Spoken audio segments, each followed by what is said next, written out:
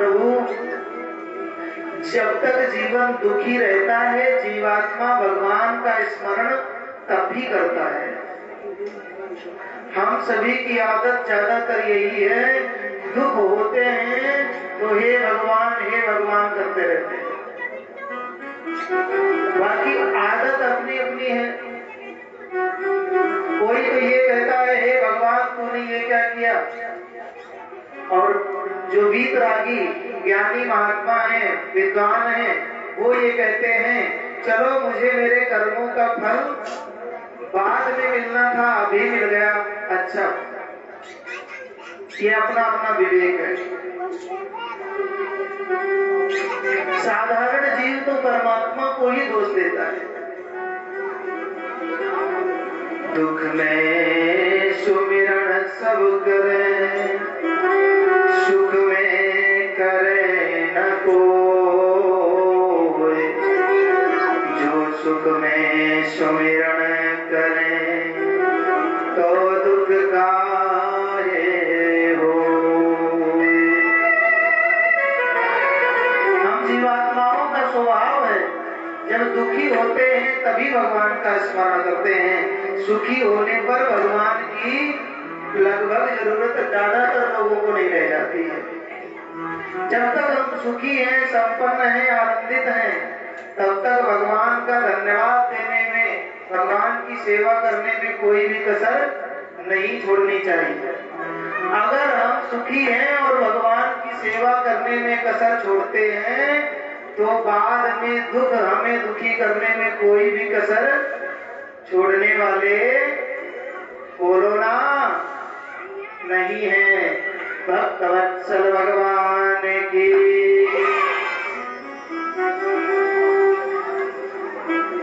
माता कुंती से भगवान कहते हैं भैया कोई और वरदान मांग लीजिए, लेकिन माता कुंती ने कहा प्रभु मुझे तो यही वरदान चाहिए, जन्म जन्मांतर मुझे अथाह दुखों की प्राप्ति हो, मैं दुखी रहूं, क्योंकि इस जीवन में भी आपका सानिध्य मुझे दुखों के कारण मिला है। बस इतनी कृपा करना, किसी भी तरह की मेरी गति हो लेकिन आपकी स्मृति बनी रहे, आपका चिंतन मेरे हृदय में बना रहे, मैं निरंतर आपका चिंतन करती रहूं, बस इतनी सी कृपा बनाए रखिए।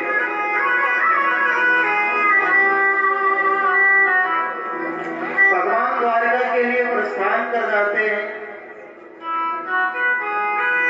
उत्तरा के गर्भ में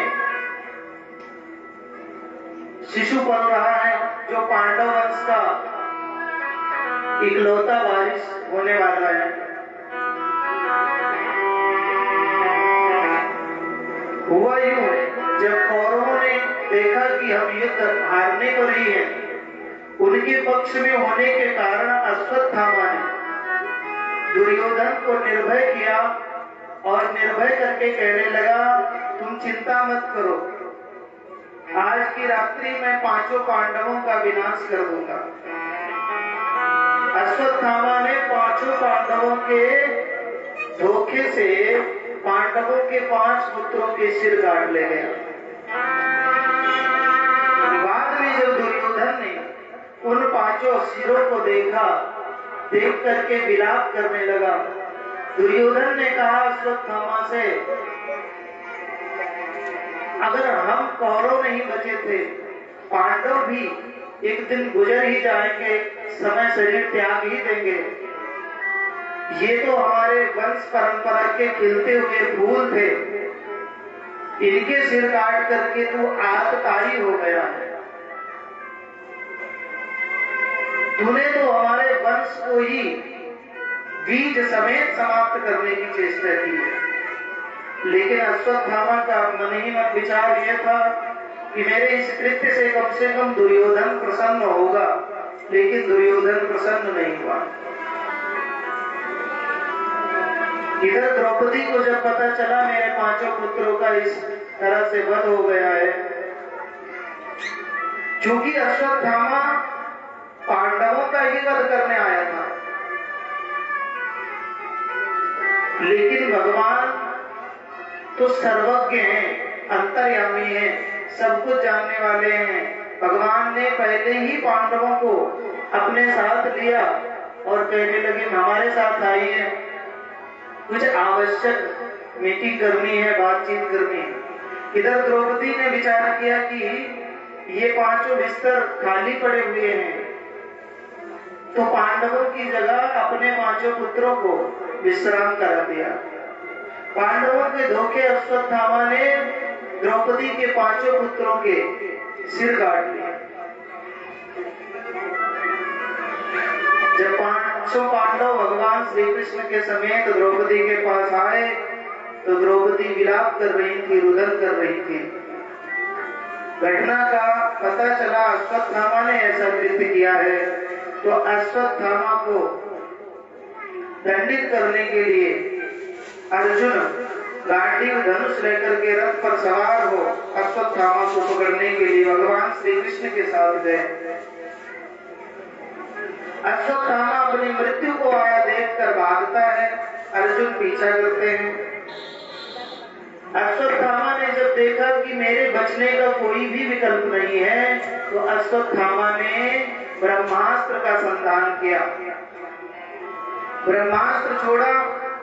भगवान ने अर्जुन को आज्ञा दी कि हे अर्जुन, तुम भी ब्रह्मास्त्र का संधान करके ब्रह्मास्त्र से ब्रह्मास्त्र को नाश कर दो। अर्जुन ने भी ब्रह्मास्त्र का संधान किया,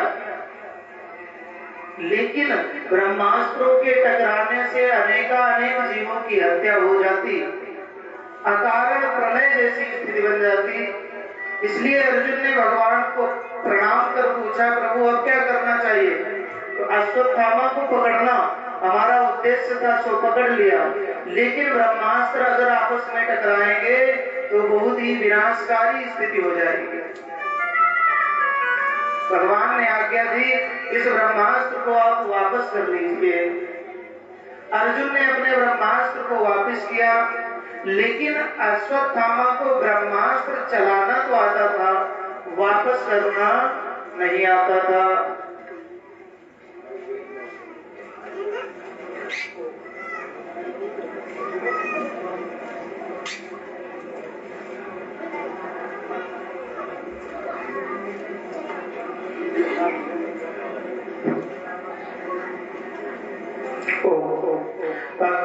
भगवान की जय की आवाज आनी चाहिए एक ही बार बताने पर।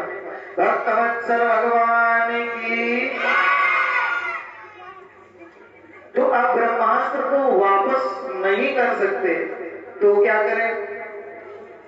अश्वत्थामा ने विचार किया कि मुझे दंड जिस कारण से प्राप्त हो रहा है, मुझे जिस कारण से दंडित किया जा रहा है, वह कारण है द्रौपदी के पुत्रों का सिर काटना। पांडव वंश को निर्बीज निर्वंश करने का पाप, लेकिन पांडवों का वंश तो शून्य हुआ ही नहीं, अभी उत्तरा के गर्भ में एक शिशु पल रहा है। तो अश्वत्थामा ने उस ब्रह्मास्त्र को उत्तरा के गर्भ की ओर मोड़ दिया, जिसमें भक्त प्रवर परीक्षित जी पल रहे थे।